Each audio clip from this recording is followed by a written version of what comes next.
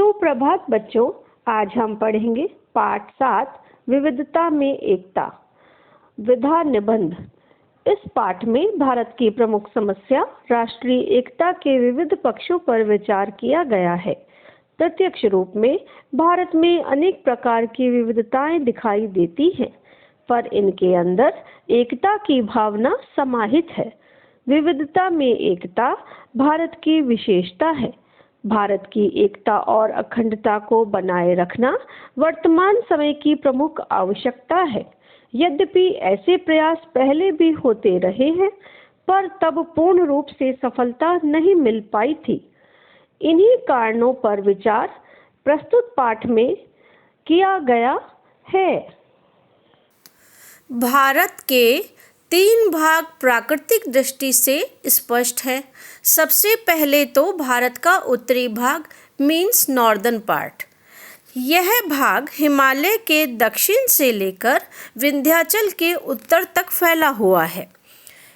इसके बाद विंध्य से लेकर कृष्णा नदी के उत्तर तक का वह भाग है जिसे हम दक्षिणी प्लेटो कहते हैं।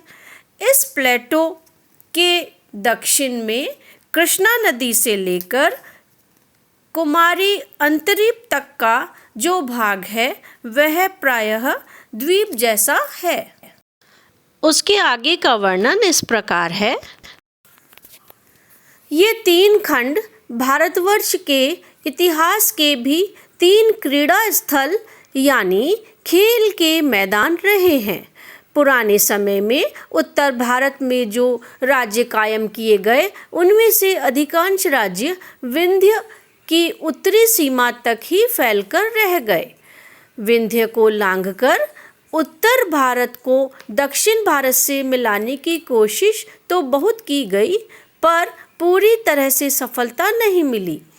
भगवान राम ने लंका पर चढ़ाई के सिलसिले में विंध्याचल को पार किया था। रामचंद्र जी ने उत्तरी और दक्षिणी भारत के बीच जो एकता स्थापित की वह महाभारत काल में भी कायम रही। महाराज युधिष्ठिर के राजसूय यज्ञ में दक्षिण के राजा भी आए थे। कुरुक्षेत्र के मैदान में जो महायुद्ध हुआ उसमें दक्षिण के राजाओं ने भी भाग लिया था।